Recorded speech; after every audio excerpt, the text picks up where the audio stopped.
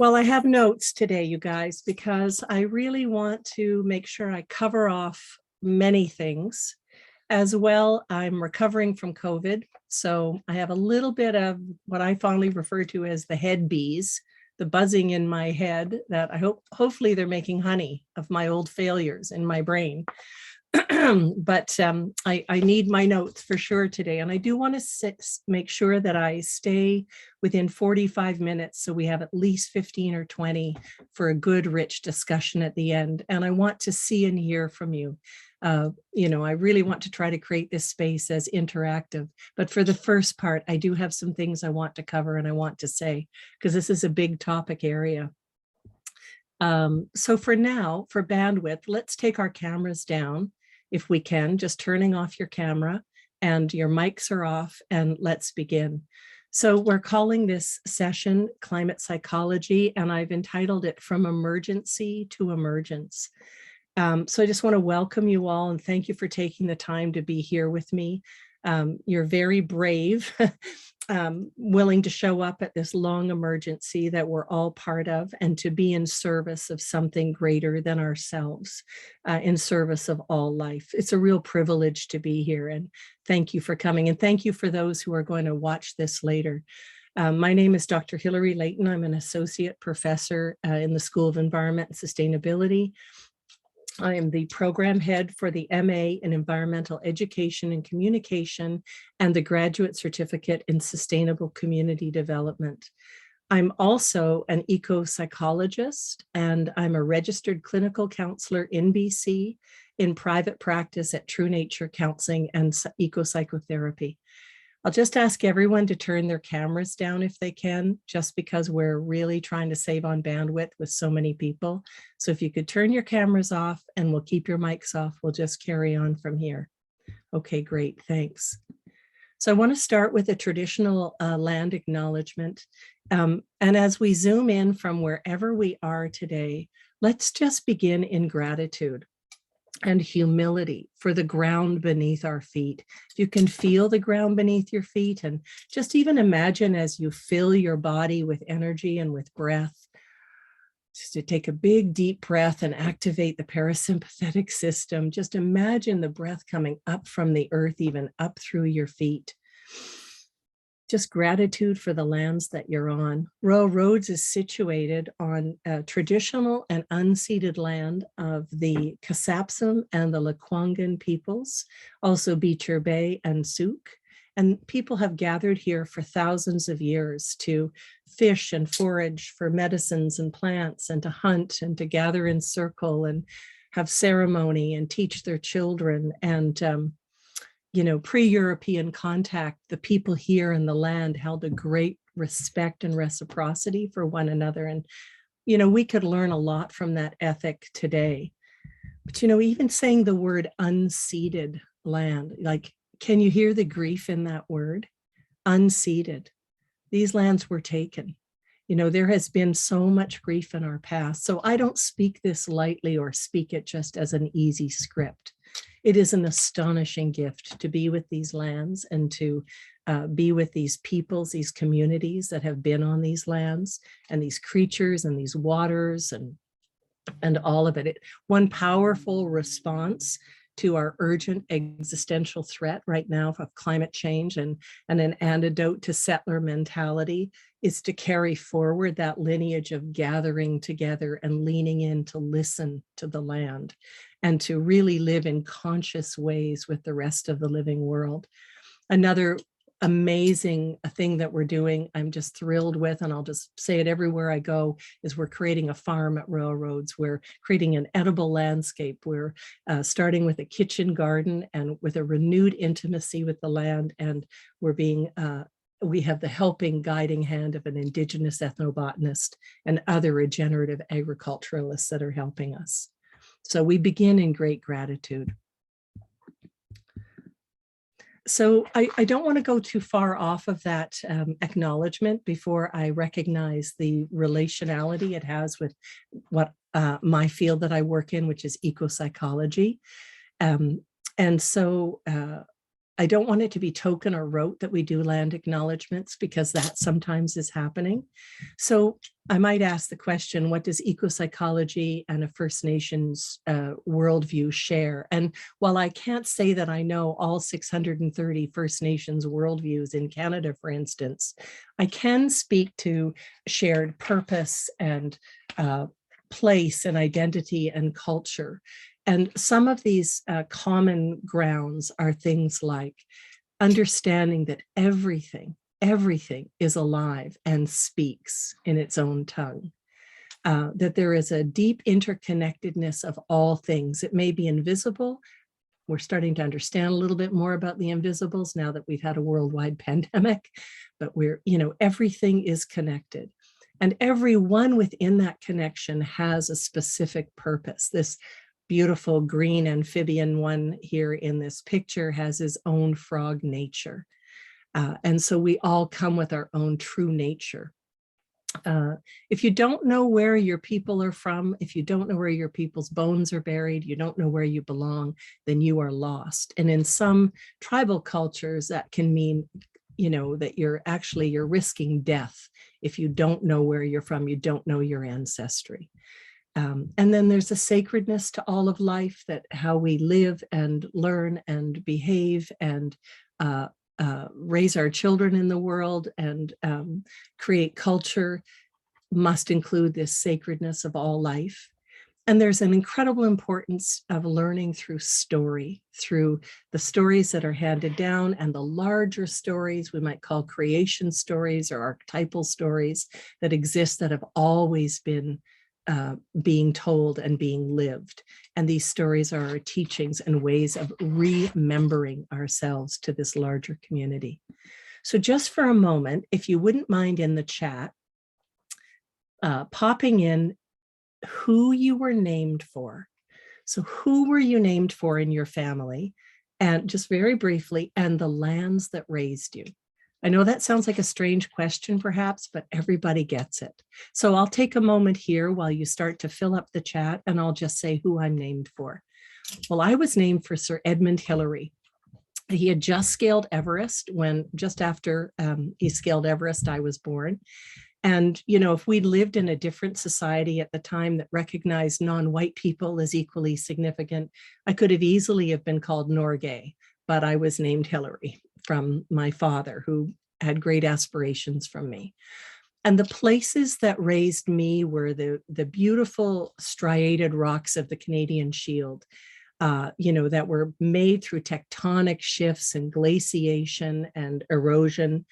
I spent my time in summer camps in the dark boreal forests of coniferous pine and fir and spruce and hemlock and cedar and the deciduous maple and birch and aspen. And we took long canoe trips traversing deep waters, swimming, canoeing, big weather systems, sleeping under stars near owl and bear and fox and deer. And I feel like that place is still in me and I am still in it somehow. It is still integral to me. It is still in my bones, no matter where I am. So you see, when you start to speak about who you're named for, right away your ancestors drop into the room with us. And right away the living world shows up with us when you start to speak about part of your identity as gathered from the places that raised you. So here you go. Little bit of description of the places that you were raised. Yep, here come the grandmothers, the mothers, the aunts, friends, parents, the rivers, the prairies, across the big seas, great grandmothers. Look at this, plum blossoms, named for plum blossoms. Beautiful. Yep. For the big lakes, the Kawarthas, the ravens. Yep. Do you see what starts to happen when we ask these simple questions of ourselves? It's just beautiful. We'll just let that roll and I'll carry on. So what's the main context for today's conversation? Well, the description was something like climate change and COVID-19 are linked, and and pose the same existential threat, which can paralyze people and lead to despair. I think it all can be traced back to our dualistic nature, that we have really split ourselves off from the rest of the living world. And we'll look at shadow and light, and we'll look at practices for increased relatedness today that enhances not only our individual sense of agency, but a collective communion. So the main context today is we're not apart from, we are part of nature. And nature, of course, is co-therapist, mirror, deep reflective mirror, teacher, companion, pattern maker, and kin, relative. It's what we do to the one, we do to the other. As we all share patterns as living beings on this planet, we share elements, we share an ecological identity. And so these are just some of the folks that in the course that I teach on eco-psychology that we read. We've got, compendiums on eco-psychology, Joanna Macy, Tyson Young-Caporta, How Indigenous Thinking Can Save the World, David Abram with his Spell of the Sensuous, How Language Feeds Perception, Perception feeds Worldviews, and How We Behave. And of course, Bill Plotkin with his wonderful Map of the Psyche and Wild Mind, and his desire for us all to grow up. And Joanna Macy, of course, who's one of my great teachers and great friends. And as I'm in recovery from COVID, I see myself as body of the earth, part of the body of the earth. I coexist with the earth. So I'm in one of her human manifestations. So I can speak from a somatic way of knowing about this pandemic in terms of my own grief and fatigue, and also in mysterious ways with COVID as a deep teacher, just as pain and grief are deep teachers as well. And we'll get into that.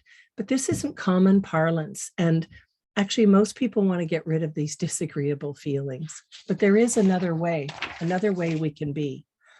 And so I'll just look quickly at the etymology of eco-psychology, how the word is constructed, because that can help.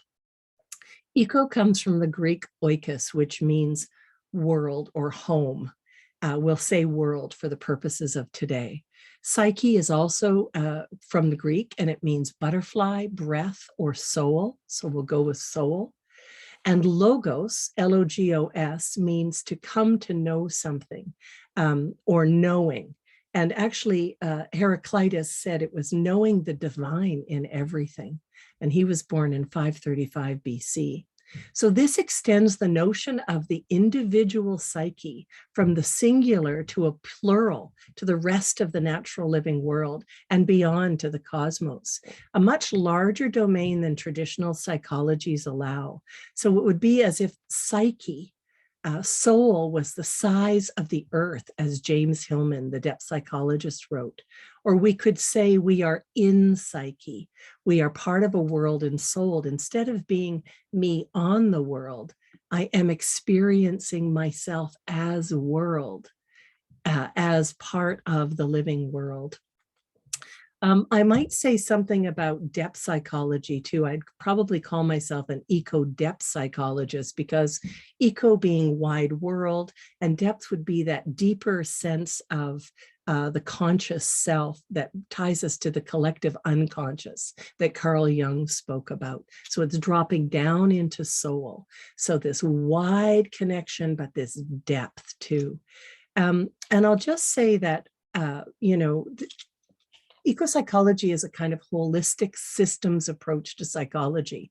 It does originate from a biological ecological model, but it beautifully aligns with indigenous perspectives and traditionally held wisdom that sees humans and nature as indissoluble. There's just a unity there, that we must live in reciprocity and symbiosis or perish. And it really argues the deep and enduring questions such as, who are we as human beings? How do we grow and develop? Why do we suffer? How do we heal? These are intimately connected with our relationships with the natural world.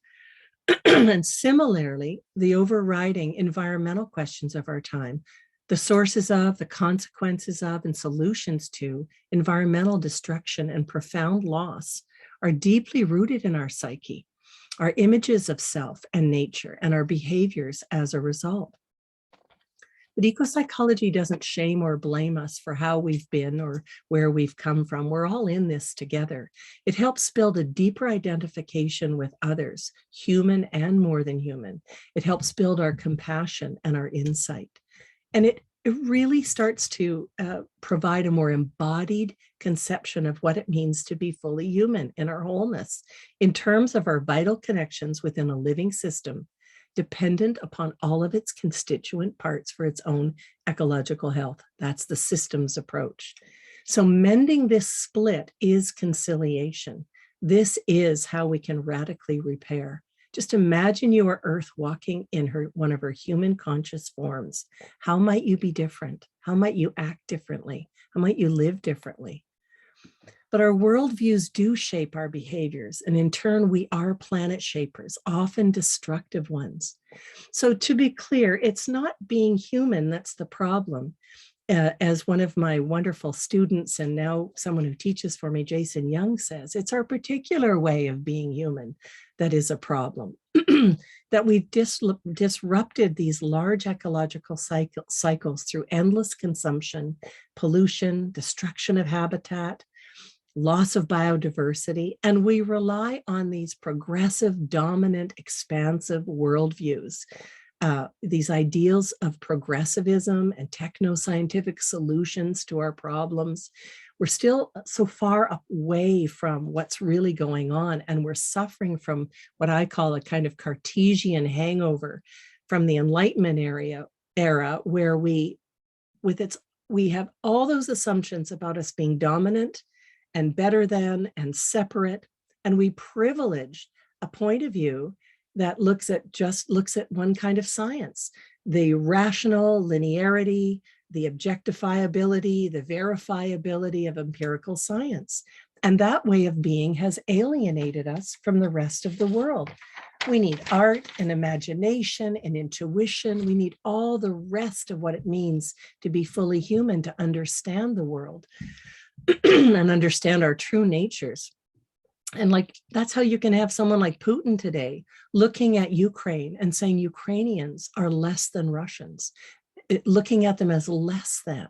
That's impossible to do if you see it, if you feel that you're unified, if we're part of each other. We're all made of the same elements on this earth. So we need these middle ways, this third way of working now that is a both and.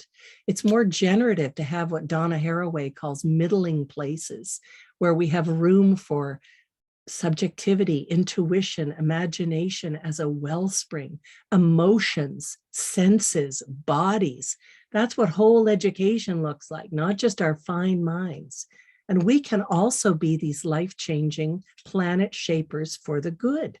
That's possible too.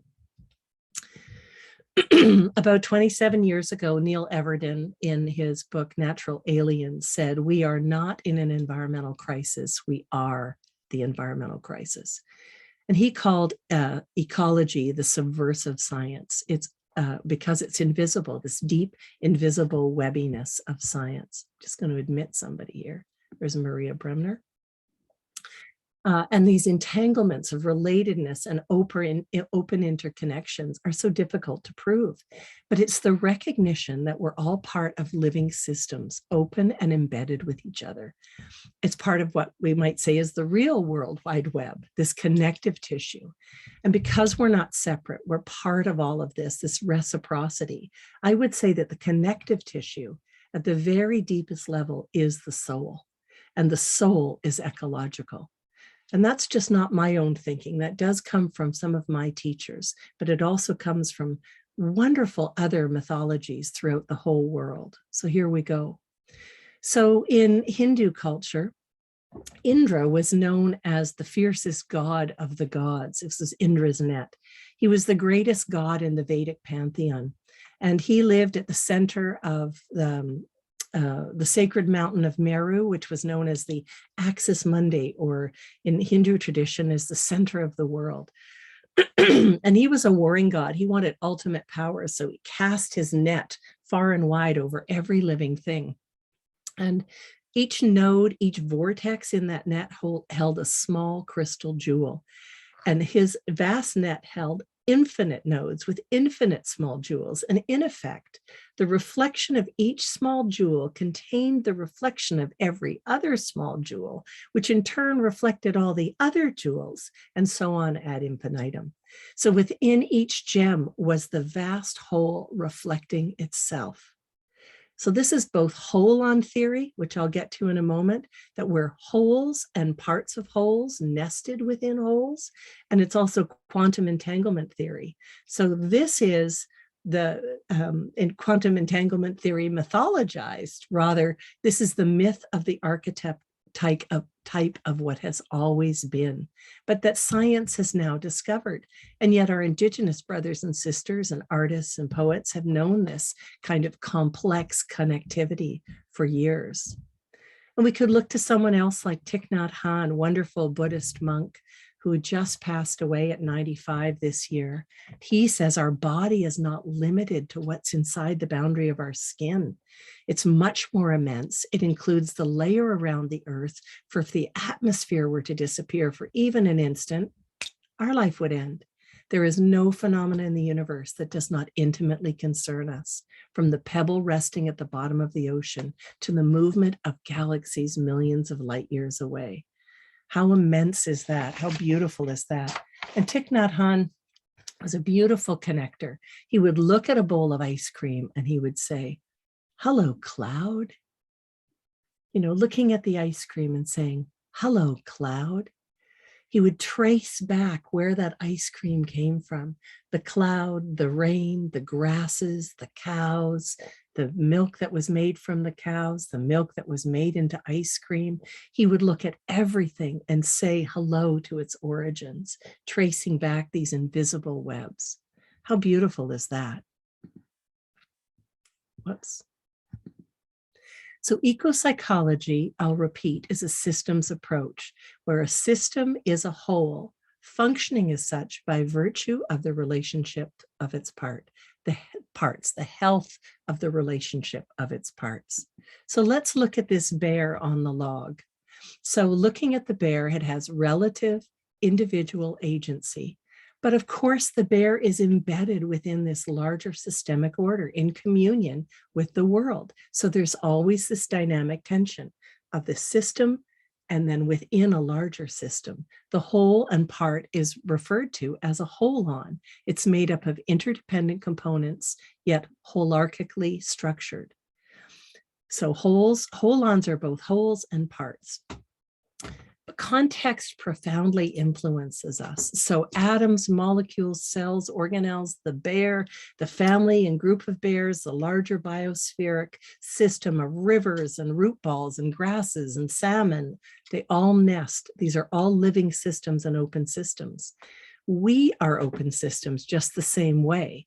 And while we can maintain our relative agency, it's because we're open to other systems in our context and we exchange ourselves with those systems, with the world.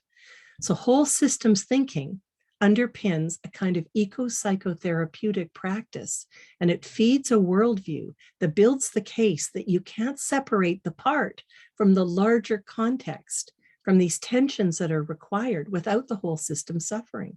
It could be argued that the bear isn't even a real bear if he's in a zoo, because he's unable to be in his bear nature, to be in his bear context.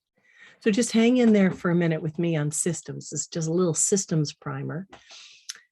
So ecological systems are virtually all open systems with respect to energy and information from their surrounding environment. We know this. So this continual flow through of matter, energy, and information.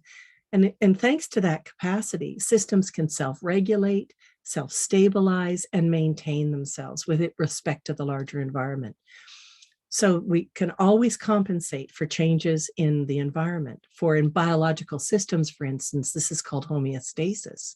We have regulative mechanisms that kick in that maintain body temperature, blood sugar, blood pressure, insulin levels, all those things, notwithstanding variations in the environment.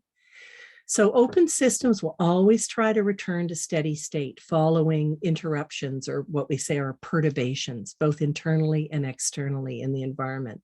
However, at times when there's too much challenge and too much stress from the environment, systems collapse, they dissolve, and they can evolve in response to these perturbations to a new level of complexity and with new emergent properties.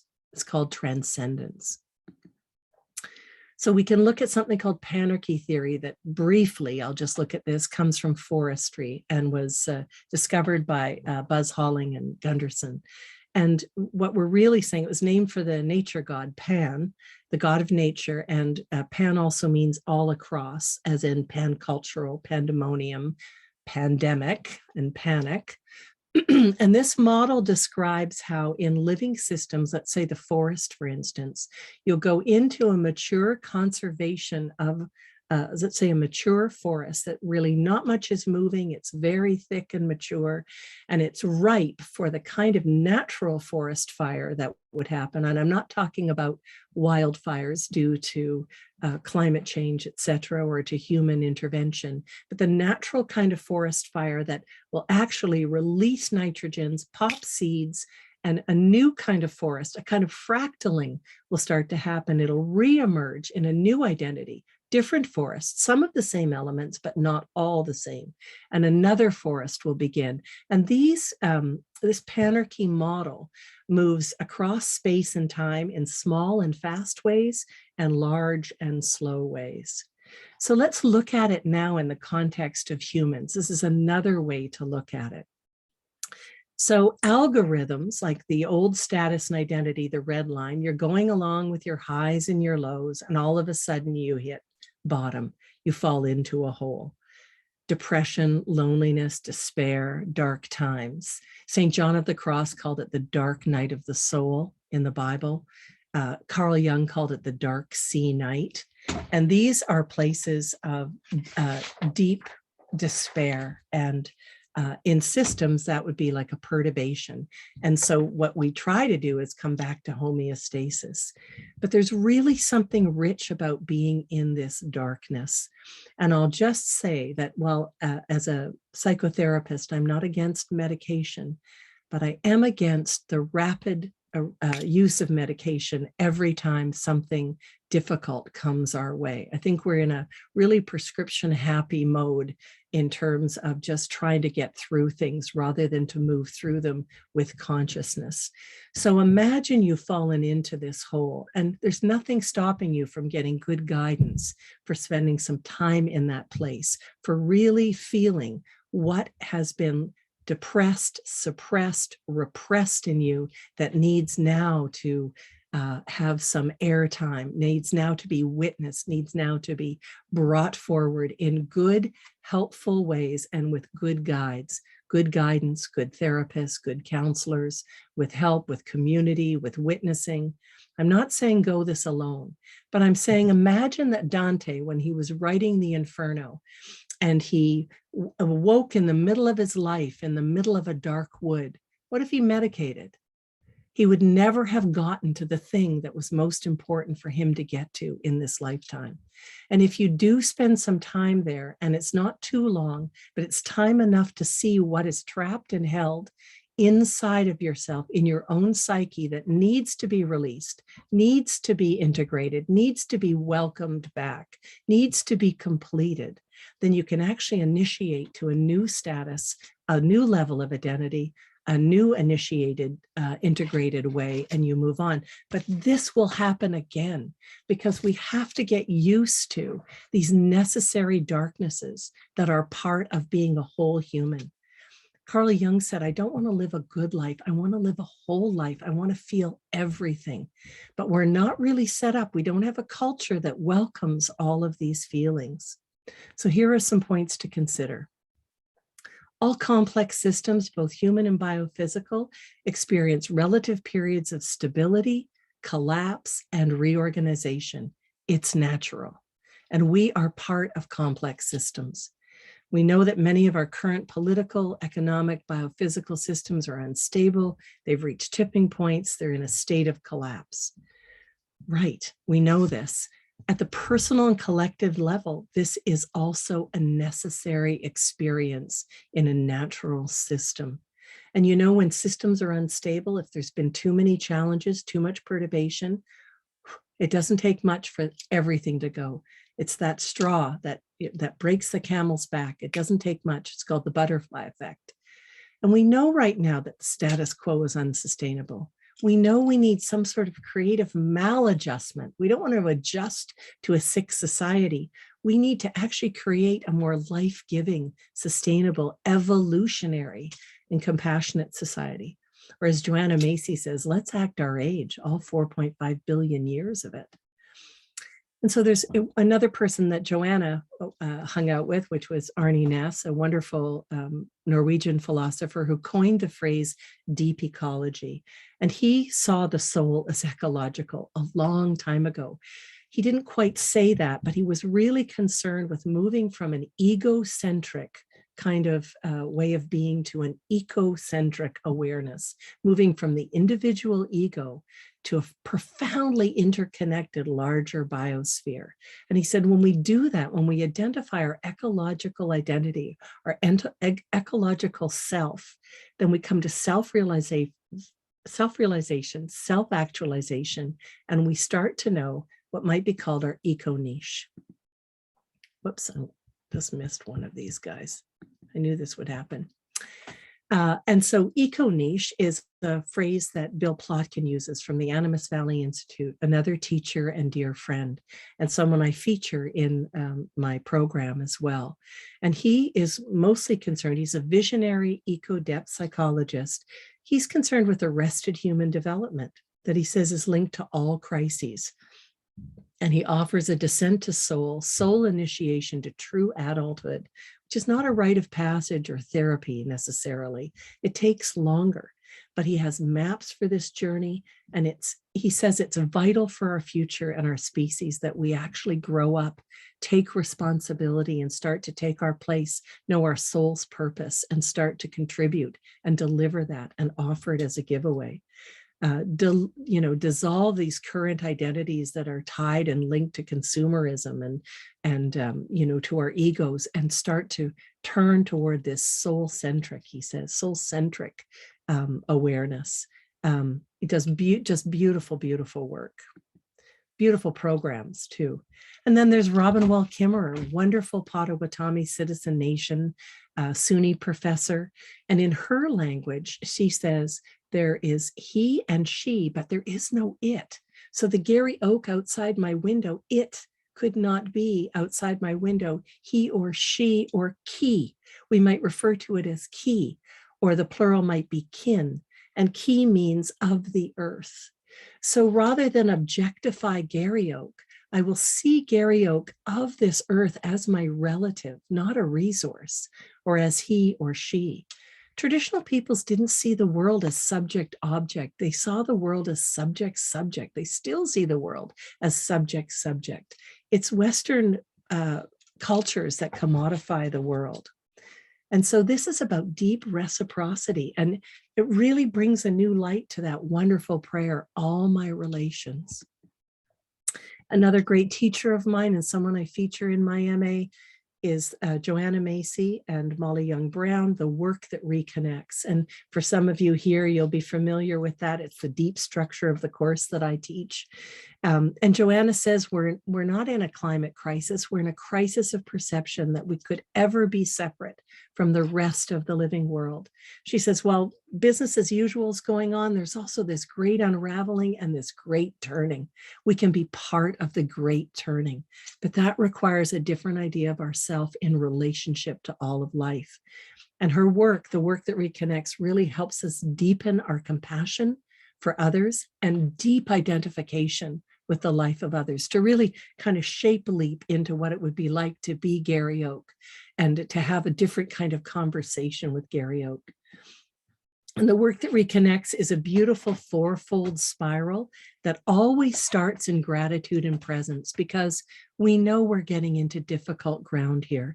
And it's really important that we have the necessity of gratitude and our full presence to be able to face what's going on right now in the world. We don't just want to get over it and hope for things to change. We want to actually move through this and go feel our way. So this is a deep structure that helps us hold a space for our healthy grieving over continued losses in a forever altered world. We honor the pain and grief for the world, not just our own pain, but the pain and grief for the forever altered world. It allows us to expand our compassion and to sit with people whose motivations might even run counter to our own, to listen through these elegant teachings and practices, to be able to hear our adversaries, our ancestors, our peers, and even the voice of the living earth. Because when we do that, we start to actually see the world as more possible.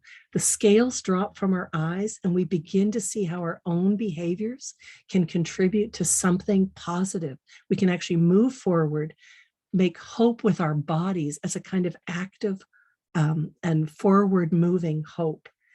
Where everything we do will make a world of difference. This is the antidote to the crisis of perception and separation and our ideas of omnipotence. And it allows us to be a good citizen. Joanna says grief has to be a competency.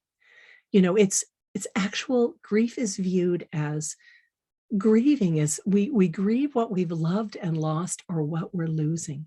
It's actually evidence of our love. So grief, when we allow our grief to come, it's actually its own cure. And we can't have gratitude without grief, or you're living in the shallow ecology. We have to have the both, the very depths as well as the highs. We need it all, a full climate range of emotion. And grief is recognized by therapists and spiritual practitioners everywhere as being one of the most potent healing experiences in the human psyche. Grief breaks through that pain and illusion of separateness and reconnects us to an essential part of ourselves where our wisdom and compassion reside. And it reminds us on a foundational level of who we are, where we belong, and what we love. So let's go back to that back loop or that necessary darkness. So when we allow that to happen, we self-organize and reach new levels of resiliency and complexity. We need that full range of emotion. So it's not fight or flight, it's a place of connection, deep connection, even in the most disagreeable work. So we need guidance there. We don't have a culture that's set up for that. We certainly don't have education that's set up for that. And it's not enough to have just cognitive-based behavioral therapy, which is talk therapy. It's not enough because we'll continue to justify and ignore and deny and paralyze and go numb because we can talk ourselves in and out of things. We're not going to figure it out that way. We need our fine rational minds, but we need our beautiful sensuous bodies. We need our beautiful wild imaginations. We need to be able to include the rest of the world in that scenario. Otherwise, it's like going to a restaurant and eating the menu. We will never be satisfied. So how do we do this? We have to pay attention. We have to listen in ways that we have not been used to in our lives. I call it radical repairing ourselves with the natural world. There are practices.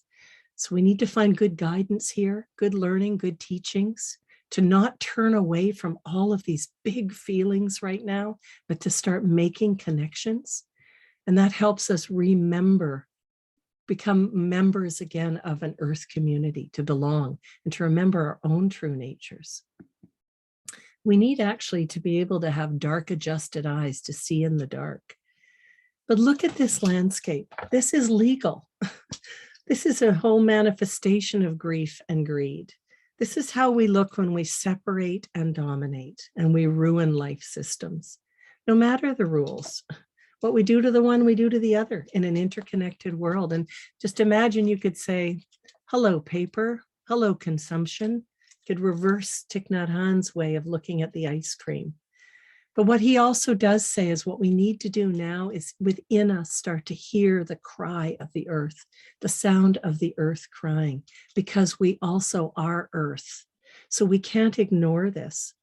And Frances Weller, the wonderful depth psychologist, says, grief is soul hygiene. It keeps us clean. You know, if we befriend our fears, our anger, our grief, our emptiness, we start to tell the truth in a full expression. We have more energy. We let go of what's trapped and held. We have more resilience. We make a turn. We have compassion and insight. We're able then to address what's ahead of us, the difficult tasks, where there's actually aliveness trapped under there. And what appeared to be other is actually the concomitant self. It's like we're all cells in the healthy body of the earth if we choose to be, because we're all world. But right now, like, feel this picture.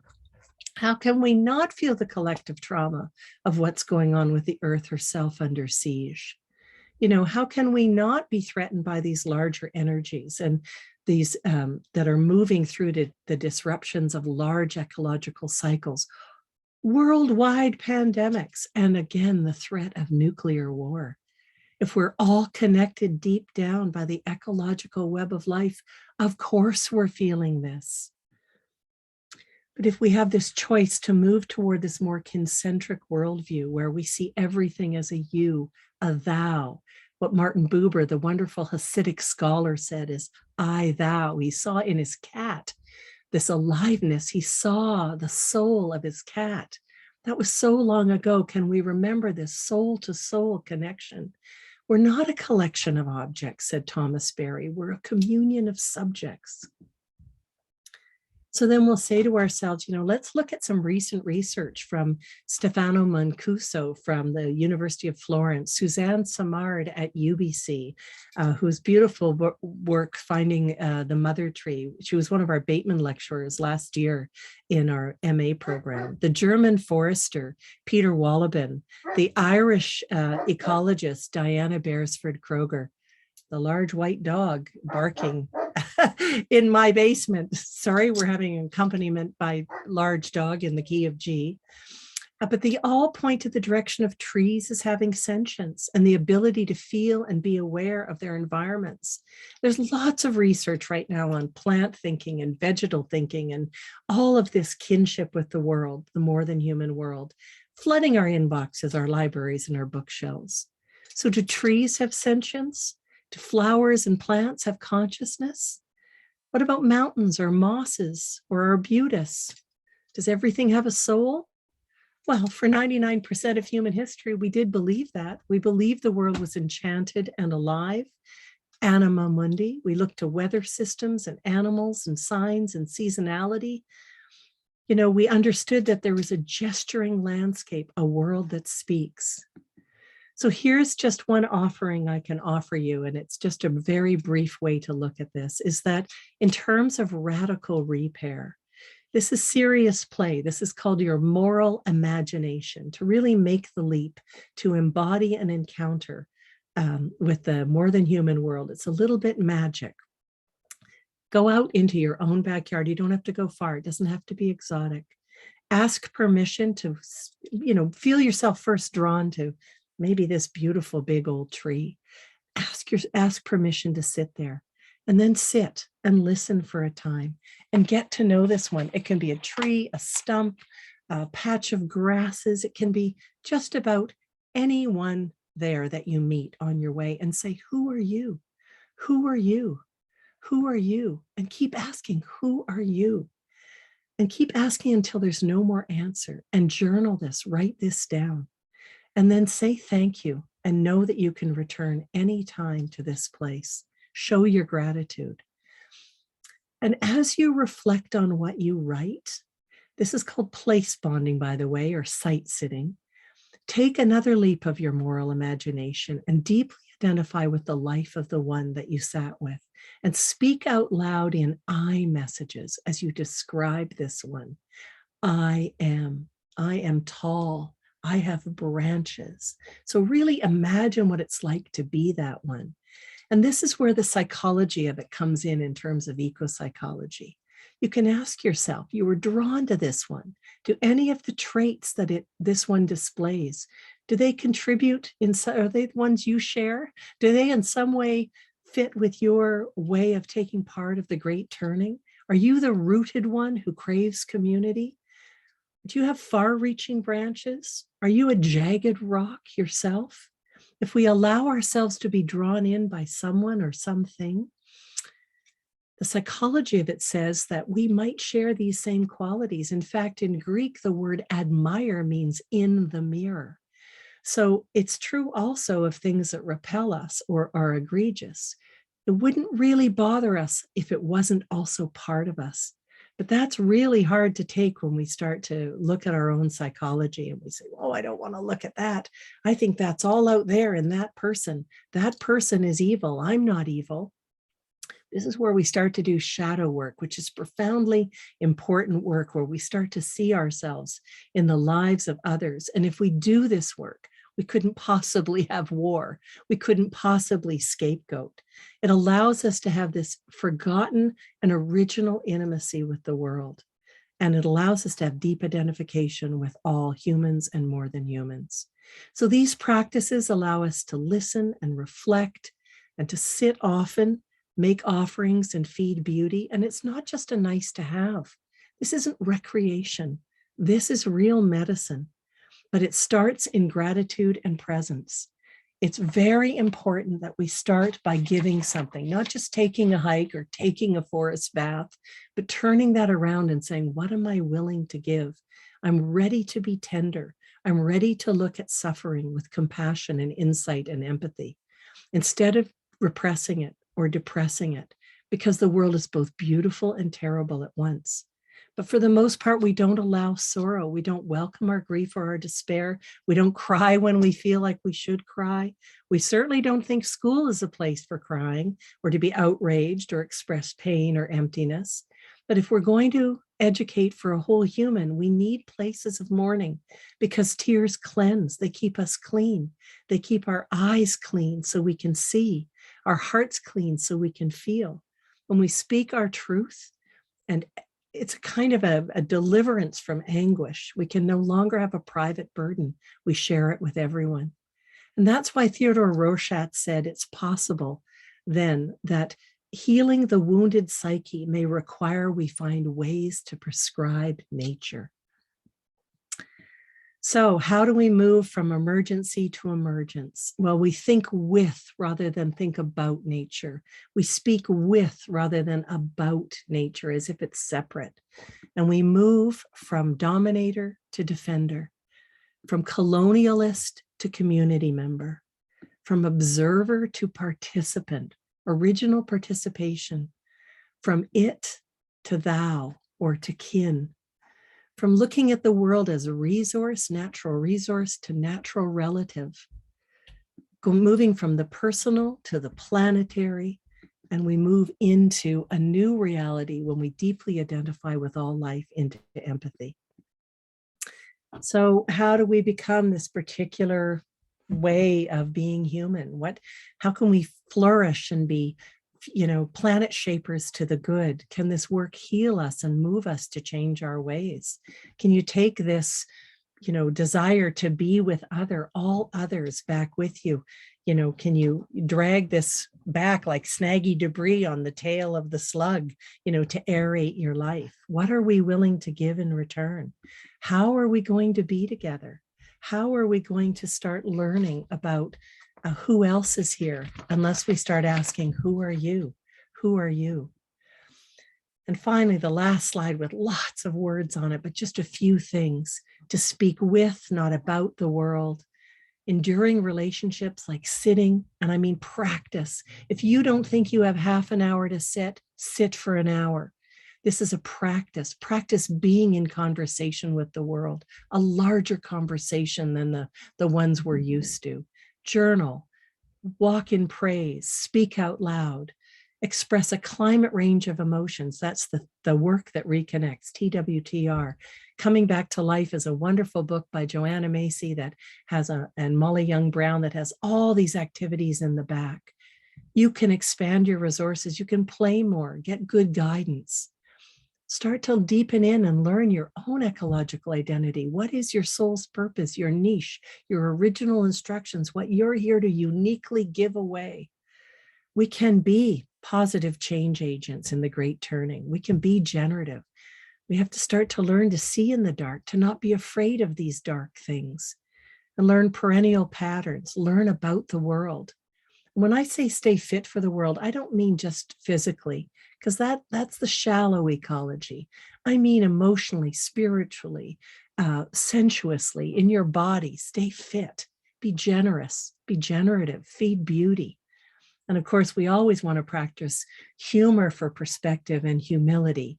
And they come from the same root as humus, as meaning ground, and human. We're all connected.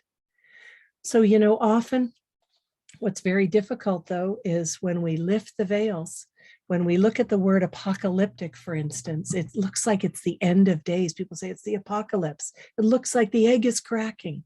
But apocalyptic means to lift the veils to see what we couldn't have seen if we hadn't have lifted the veils.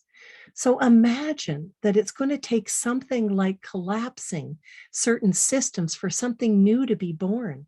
We need to know what's trapped and held underneath for a new, healthier culture, a more regenerative culture. So should never waste a good crisis. Now we have to lift the veils and ask ourselves, what's getting ready to be born right now? But it can look pretty crazy when the egg is cracking. The seed comes completely undone before it is allowed to actually start to move into its greater sense of purpose. And then finally with Joanna Macy, she says it's, to be alive right now, this is this inestimable gift, to be able to make these choices, that we are able to be part, this privilege, this human life has been accorded to us, self-reflexive consciousness, to be aware of our own actions, to make choices, to be part of the healing of the world. Well, this is an amazing time to be alive. We are possibly, we have come at this time because we're here, we're called to be part of this great turning, to be part of these changes of the world, to be in conscious relationship and action through love and empathy and insight and compassion. Well, that's my prayer. And if you want to know more about some of these things, the MA in Environmental Education and Communication actually is one place you can find out more about ecopsychology and learn some more of these practices, because it's not just about theory. We don't just approach things with the theory and solution. We approach them primarily through relationship, becoming better Earth citizens. So now, of course, we do have a little bit of time, and I'm sorry I went over time. I get a bit passionate and I went a little off script, but here we are now. I'm going to stop sharing my screen. I'm going to give a deep fiddlehead bow to all of you for hanging in there. And if anyone has questions, perhaps you'd like to unmic or ask something in the chat, and then we'll go right to you and ask for you to show yourself and speak with us. Nancy, did you find anything, any kinds of questions? I think in the chat we had Rob. So Rob, if you want to unmute. Hi, thank you, Nancy. Thank you, Hilary. What a great presentation. Hi, Rob. Nice. Can I see you? Do you have a camera? Well, I've just put into the chat how MIT News reports that you get a 96% lower impact in a video conference if you go without the camera. So in respect to trying to solve climate change, I would prefer to remain off camera. Okay, there you go. Great. Okay. They also point out that telework reduces by 90 to 98% the carbon impact of meetings, yes. Which is great. It is great. In that vein, what can we do? What can we take from psychology to get people to stop talking about everything but solutions? We are in the state of, we have about 8 years to end fossil emissions before climate change becomes irreversible, according to the best studies of doctors like Timothy Lenton and Will Sefton and others. What can we do to focus people on working the solution? We're in a state right now where it's like someone has a third-degree burn and the first responder is saying, hey, can I get a selfie with you? Or what can we do to focus people on acting now? Well, I mean, I think, I'm just going to say something that's very, very simple that I'm feeling very passionate about right now, is I'm really tired of the euphemisms such as climate change. That sounds like a natural process. This is a climate emergency. This is climate crisis. This is an existential threat. How to light a fire underneath each of us. Well, I would say this does go back to this idea that we could possibly each one of us be that one solution. We actually have to be part of this larger, connected collective. We have to make some really hard and important choices right now. We need to see and hear each other. We need to convene spaces where people can speak to their grief, to their pain, to their paralysis, because people are repressing, suppressing, hiving off to watch Next Fix. It's my new name for Netflix. And who hasn't done that? Running off and buying a bigger truck, because who's going to say no? There is zero, accountability in terms of our adulthood. That the work of Bill Plotkin is really factors in importantly here. How are we going to grow up and take responsibility as part of Earth for herself? But if we don't see ourselves as that, it's very easy to go off on that next vacation. It's very easy to say, well, this doesn't matter much. I'll just keep the water running here while I brush my teeth. It's a lack of conscious connection and awareness to how we're affecting the whole. What we do to the one, we do to the other. There's no away on this planet.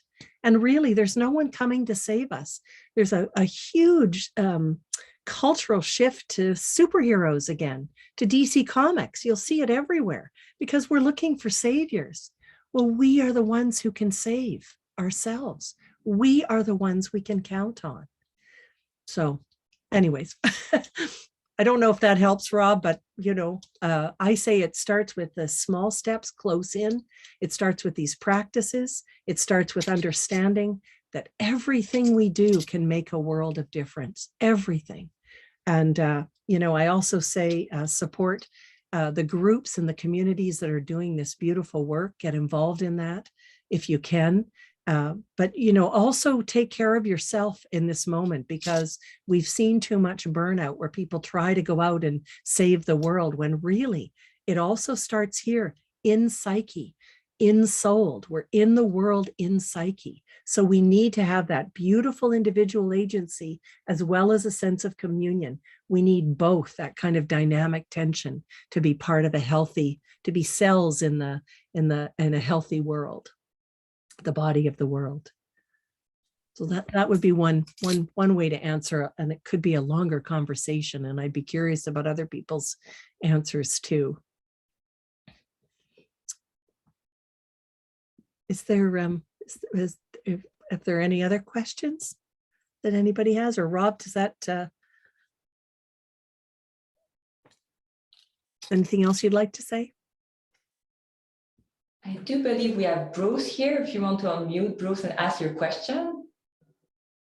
Thank you. Hi, Bruce. I have unmuted. Hilary, thank you very much for the presentation. I'm a 25-year resident up here in the Peace River area. Nice. Farming, logging, oil and gas, mining. Yeah. I certainly appreciate the ideas you are presenting and the purpose for them.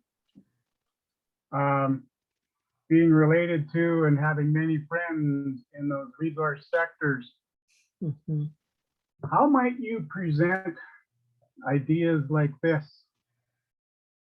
in a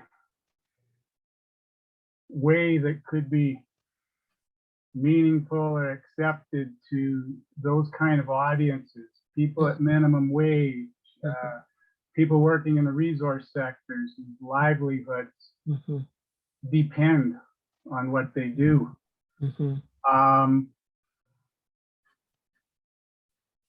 It's an open question to you. How do we communicate? How would you communicate? This is these are ideas at a level that I don't see in the coffee shop. I rarely saw in my community planning practice. I worked as a community planner for 20 years. I do understand the ideas. As an eco-psychologist, how would you communicate it to that vast audience? Well, Audiences. that's a great question, Bruce. So there's all kinds of practices and ways, and I'll draw again on some of Joanna Macy's work. And it's designed so that you can sit with 200 people you've never met before in a conference that don't have this language, to ask some simple open-ended questions. And here's something I'll just offer one idea. So you're sitting in a conference and you're asked to turn to one another and just speak for a moment to another person about what you find most difficult about being alive at this time of the Earth's crisis. Now, everybody can answer that question. Everybody has something to say about what's difficult about being alive right now. And then the next question, what do you find that you love about being alive right now? And people can switch right away, and they know right away what they love about this earth, about being alive right now. It could be their grandchildren. It could be the meadow out back of their house. It could be the work that they're doing for the world. There is something there that they love. And the third question would be, how do you see, knowing what you know about the world right now, knowing what you know, the state of it and what you love about it, how do you see yourself contributing to something positive, to the healing of the world, whatever language would work in whatever situation you're in, what could contribute to the great turning or to what the world needs right now. Whatever is palatable to that audience, you can work with language, and everybody knows something that they can do to contribute. So it starts with these kinds of conversations. It can start with as simple as open sentences and then move from there and keep moving. But I have to say, education to me as an educator, to me is just such a critical component of, and you say this isn't the parlance or the vernacular you'll hear in a coffee shop. Well, you know, we've done such a disservice. We've really failed our students by making education exclusive and expensive. It should be free. I mean, we should be able to sit in circle and see each other's eyes. And I can tell you, it would stop us from othering each other. It would stop us from having these great divisive parts of our country, because if we all got to sit together, sit with people whose motivations run counter to our own and listen, you really can't hate anyone whose story you've heard. So when I talk about teachings as stories and listening to the narratives, not just of the land, but of our adversaries, our peers, when we have these kinds of spaces that actually everyone can be involved and not just people who can afford it, because that privileges just one kind of person. Education, I do feel, is, you know, one of those amazing, transformative, alchemical processes that can change the conversation, can change everything. So that would be two things, the one practice, and then you know, my thoughts on how to reach a larger audience. Thank you for that, Hilary. And yeah, we need each other. I do really like your ideas of, if you're going into a room like that could be hostile. Yep. Yeah, I've been in those rooms. Ideas, yep. But yep. Those kind of very basic questions to yeah. introduce or get the thinking going, or getting people out of themselves a bit more.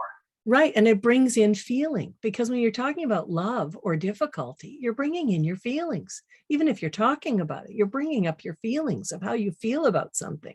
So your fine mind is working with your beautiful emotions. And right there, it's safe enough to do it, because those are questions everyone can answer. We need spaces that welcome everyone. And we haven't been very good at this. But, you know, we need each other. We need each other now more than ever. So we need to find these ways of being together. My critical question right now for myself, I'm holding, and for my students and clients, is how are we going to be together? How? Yeah. Thank you. Okay. Thanks, Bruce.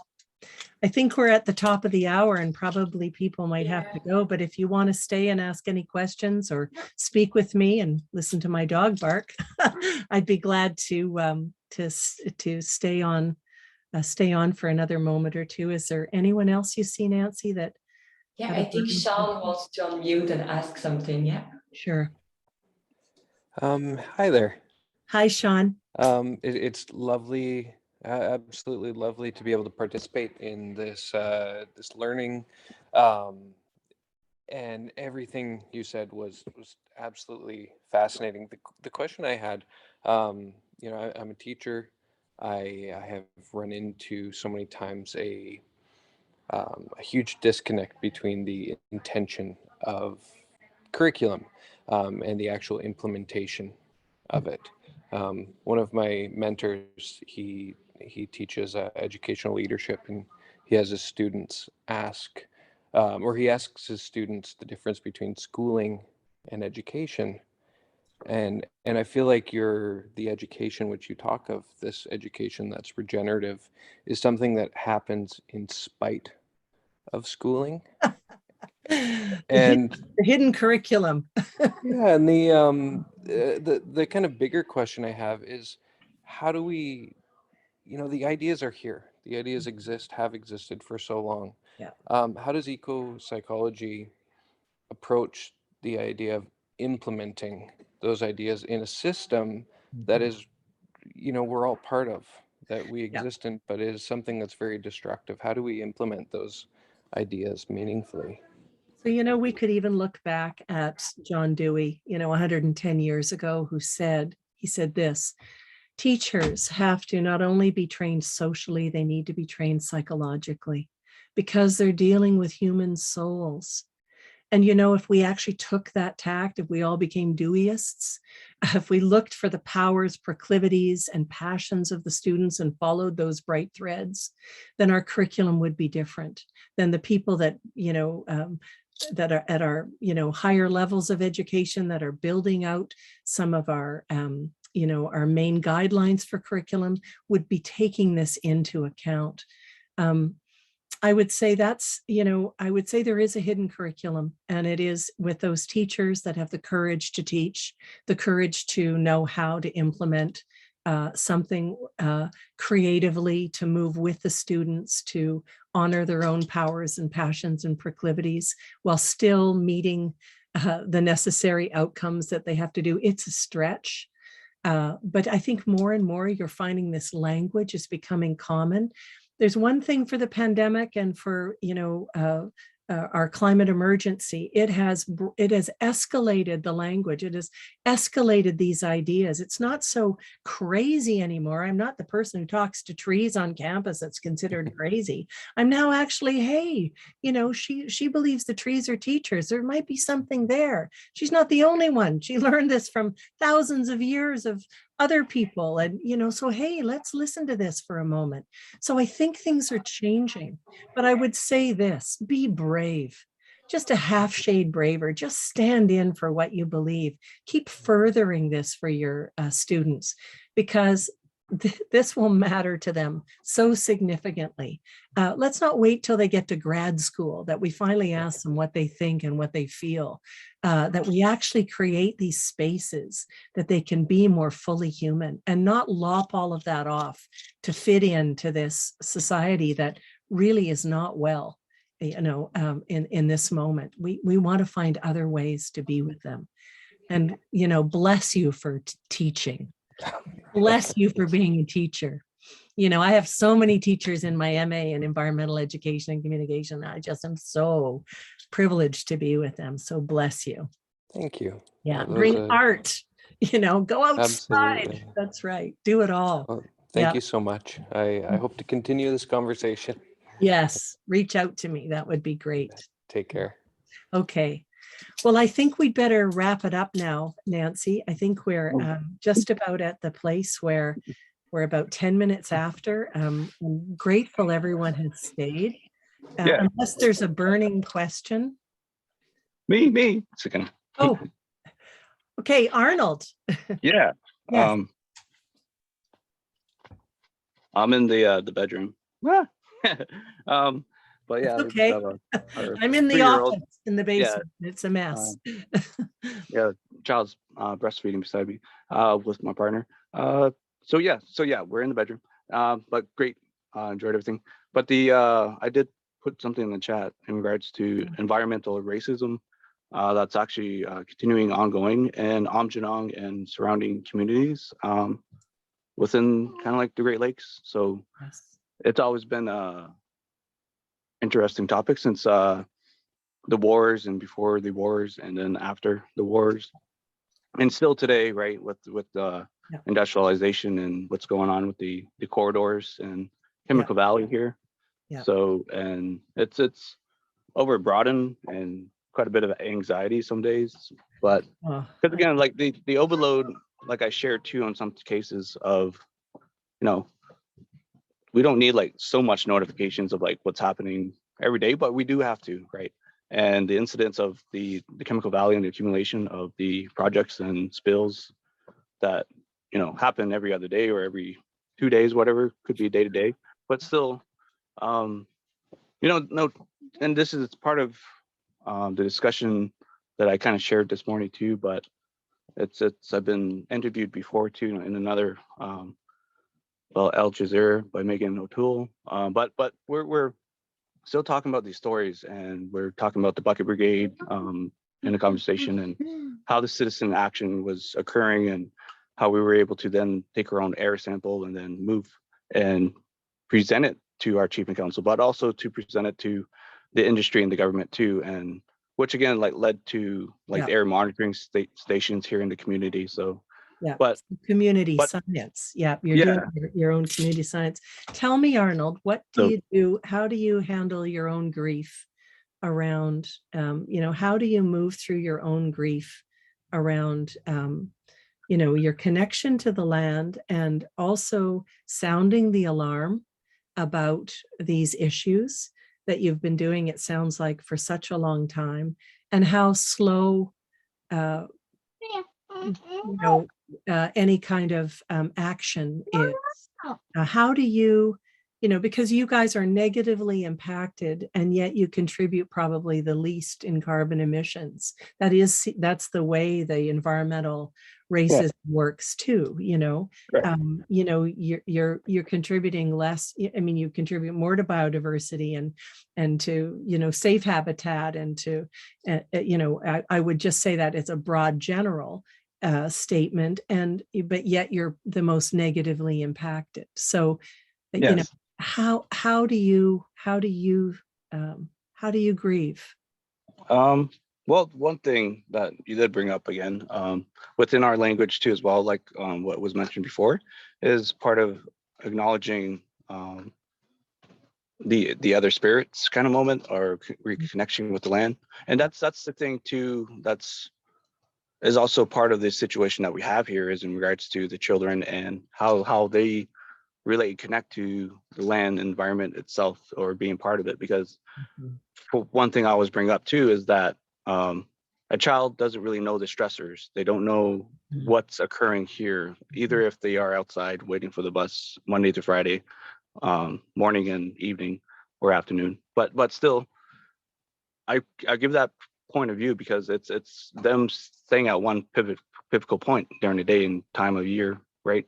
And not only is that, but I also bring up the situation with, well, how does our children here in Amjong relate to Indianness, right? And how to be a child to grow up as a Anishinaabean versus the next community over or the next community further into the wilderness or the naturalness, because you know their stressors of being out there in the bush if they do go play is increases to a risk level that most industry standards won't even allow most people to go outside into that bush kind of moment, you know. Right. So yeah, so there's like you said, the grievance and Yeah. how to make that and to heal and the process, and those are the things that have continued to ongo, and Yeah. how internally but also externally too as well, because again historically there's a lot of information that has come out over the past few years, you know, in regards to our parents or grandparents or even the Yeah. deceased, and but also the wars and the ancestral burial grounds too that get Yeah. impacted when big development does occur. So, but So yeah, you're also we do go talking, through ceremonies. We go through yeah, ceremony. quite a few different protocols, and I keep thinking about indigenous trauma stewardship, I think, and how we have to also be the solution of what occurred. So then, because that's part of healing too, and with the land. Sorry, my thumb's in the way, but no, exactly. Arnold, I love what you're saying. I think you're just hitting all the notes that of, everything that could go on to a longer discussion, but I love that you brought in ceremony and, so this is what I mean by a healthy culture. We don't have a healthy culture. We don't remember ceremony. We don't remember how to connect with our grief, with the land, with our children. In so many ways, we've really strayed from so many of the traditional teachings, the land-based teachings that you speak of. We could learn a lot from that. That whole ethic of how to live in reciprocity and symbiosis with the world, but also with others. And to also evoke ceremony. To really understand what it means to cross thresholds, to really understand what it means to mature and grow up in responsibility, responsiveness to the world. And yet you're dealing with a lot that's coming out of an egregious history, a history that we're all complicit in, and that we all need to spend time working through ancestral grief and the parts that we all played. We are all complicit in. There's a lot of healing to be done. So I just want to honor you for being here and for that baby in the room there, being nourished, and that you're doing this work for yourself and for your people, and that you're, just even speaking this into the world is part of the start of the discourse that we need to be having. And I'll invite you to be in touch with me, and we could have further conversations. I just want to be mindful of time. We're about 20 minutes over, but I'm so glad that you could join us. And I've heard Royal Roads for a while, and just the switch over, kind of, I guess it was called, and from my own instructor when I was getting mentored, and the environmental technician in forestry was also he always kept telling me, oh, Royal Road. So I'm always like, oh, I'll keep my ear out. So, but I know there's a lot of different, as their educational institutes that we're talking about, like the previous teacher talking about, like even my nephew came back from home when the previous election was happening, and he kind of got me off guard. He's like, oh, who are you voting for, right? And then I was just like, I don't know. Well, who do you want me to vote for? And then he actually said a party. And so I was like, oh.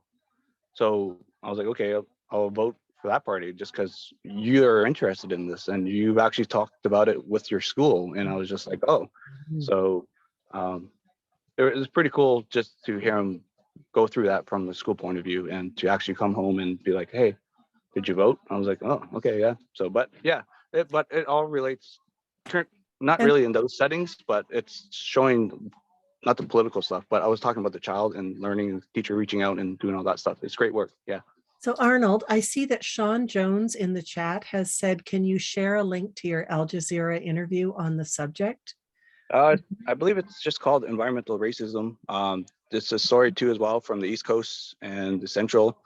There's supposed to be another edition coming out from Central and West across Canada. They're doing not really a series, but it's opening the discussion within Canada. And previously too as well, I did sit on Mining Watch Canada's board as an Indigenous youth rep for 2 years. And so I also seen similar stories or situations with corporation, the industry, the government, and how, again, things that are doing broadly, but also around Indigenous rights and human rights and stuff like that too as well. So, yeah. Thank you. So timely and so important. I just sat on a dissertation. I was an external examiner for a woman who did her work on mining and ecopsychology. and she brought in Indigenous land rights. It was just the most beautiful thing that she looked at. Oh, Just going. trying to look at all sides of things. Anyways, Arnold, you and I, we could go on for days. Well, thank you so much, everybody, for being here, and thanks everybody for spending a little bit of extra time, and Nancy will send out the link. And if anybody would like to talk more or learn more about the MA in Environmental Education and Communication, or anything else in the School of Environment and Sustainability, please feel free to email me. And so again, a deep fiddlehead bow to you all, and thank you, Nancy. It takes a lot to put on these things. I really appreciate all your help. And goodbye to everyone. And until next time, we'll see you soon. Blessings on your good health. Yeah. Bye-bye.